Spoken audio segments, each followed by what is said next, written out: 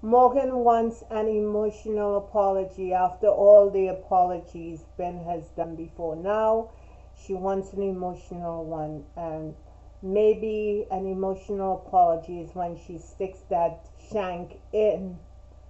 She twists it. He goes down on his knees. She then kicks him in the head. And once he's down, and maybe when all his life is going out of his body, she'll be satisfied. No, I don't think so. I think she's gonna twist it some more. Really? Yeah. It's like that, huh? Like that with her. I'm over this. Yeah, maybe Ben is too. Welcome to Cliff Alerts.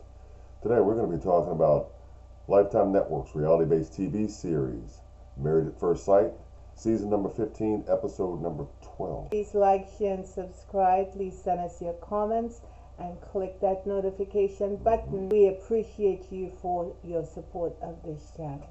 Thank you. Ben and Morgan. This thing is a wrap. This is done. This is like, when you're cooking and you overcook the meat. It has no taste. And your dentures come out when you're chewing? What No? did you get? No. Okay. Too much. Okay. Nothing good about this Morgan and Ben situation, and they really need to stop. Yeah. This week's episode begins with Ben in their apartment waiting on Morgan to arrive and Dr. Pia to arrive. Right, so she comes in and she's sitting on the couch with him. They're not saying anything like last week. They're waiting on Dr. Pia, but I don't know where this is going. There's nowhere for this to actually go. And eventually Dr. Pia arrives, albeit 68 minutes into the episode. Yeah. I mean, 68 minutes, almost an hour in. They haven't No, over an hour in. Over an hour in. They haven't even showed any of them. And, I mean, they're being disingenuous. What Dr. Pia does once she arrives is she sits down and she asks, well, how things are going, because I think she has a sense that they're in some serious trouble. And then immediately Morgan begins to cry as she begins to convey, the fact that she's still not beyond the violation of trust that she claims Ben has done. Well, I don't know Morgan personally, and she's crying, but I don't think her tears are sincere. I just don't feel that from her, and I could be wrong. Mm-hmm. But I just think right through here she wants to glean sympathy from Dr. Pia, and I find it alarming that none of the psychologists that they've met so far have challenged Morgan, with the exception of the pastor. She didn't say anything to her that will, turn her around from the bitterness she's holding in her heart for Ben. And Ben is just exhausted. He doesn't like her anymore. Clearly you can see that. He mentioned that she reminds him of his father. Yeah, it's just a bad situation. Ben is also intimidated, as he would later admit, by Morgan. And I'm like, how are these guys ever going to reconcile? And it's just not going to happen. I don't think they're a good match to begin with.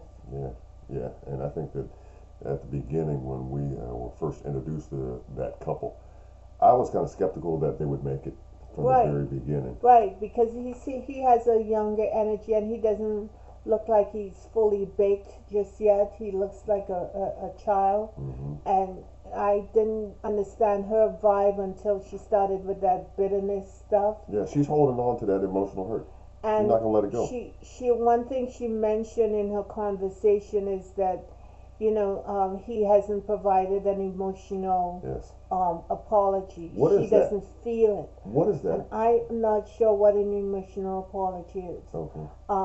An emotional apology is sincerity of apologizing and being repentant to a person for your actions that hurt them. Well, if so, Ben has apologized now for 3 weeks, and he seems sincere. The man is broken. The man has some issues, and every time he tells her about his issues, which caused him to do what he did, she doesn't want to hear it. He's been frozen out. So Why do any of us care at this point? Wow. Wow. I can't answer that one, but I do know this. Ben, at this point, does not know what to do. I No mean, question if about it. you were in that situation, what would you do? I would have to just step away from the situation and just basically say I can't force somebody, my wife or significant other, to accept an apology before they are genuinely ready to do so. Right. And And if, when you apologize to someone, you got to apologize the way you can apologize. She has an expectation that he should apologize the way she wants to hear him. But that's nonsense. hmm She has all these things that she thinks people should respond to, and yet she's as cold as the grave. yeah, and she also said during the course of a conversation that they had with Dr. Pia that she's waiting to feel something from Ben, and I'm like wondering what does that mean? You can't feel anything if you're frozen. You just can't. Mm. So And they I'm just surprised that the psychologist hasn't seen the situation she's in. So you're waiting for Dr. Pia to say, "Okay, Morgan, this is from my perspective, how you are causing, what you are doing to cause this situation to be not only worse for yourself, but also worse for both you and Ben as a married But couple." deal with her where she is. She's damaged, Right, and no one is addressing that. right, She's absolutely a damaged woman. yeah. Ben said he has a lot to work on, but what difference does it make if she's checked out, if she's done? Oh, and when they meet up with the group, Ben was telling the guys what has been happening, and Nate said that you could apologize till you're blue in the face. If she doesn't receive it, she doesn't receive it. Yeah, and Ben said to the fellas, when he was chopping it up with them, that Morgan wants an emotional apology. Mitch had to tell Ben that he can't take on the weight of this situation forever. He can't blame himself forever. He gotta let some of that stuff go and maybe try some sort of healing for himself, because at this point they are not gonna connect. At the end of this journey, it's pretty much a wrap for both of them. Ben is a lot more comfortable talking around the fellas than he is with his own wife. Yes. What about that? Yeah, but Ben is not full grown. He still have these edges and corners of manhood that he needs to fill in, and that comes from life experience. What's interesting about what you just said is that component or that variable in this Ben and Morgan marital issues equation has not really been addressed as far as I'm concerned. The other betrayal, no one's talking about that. You mean the one, i.e., involving Justin? Right. Wow. No one is addressing that, but Nate does this week. So, but I just think this whole thing with Ben and Morgan, the producers should have decided, hey, this is not going any further, and give them an excuse slip to slip out the back or what have you. To slide on out. There's chirons that come across the screen that say, hey, 18 days left, hey, 16 days left, hey, 17 days left, or whatever it is before decision day. Right. I mean, at this point, I'm left with the impression that there's no way they're not only going to make it to decision day, but they're not going to stay together. No way. No. So why drag this on out any further?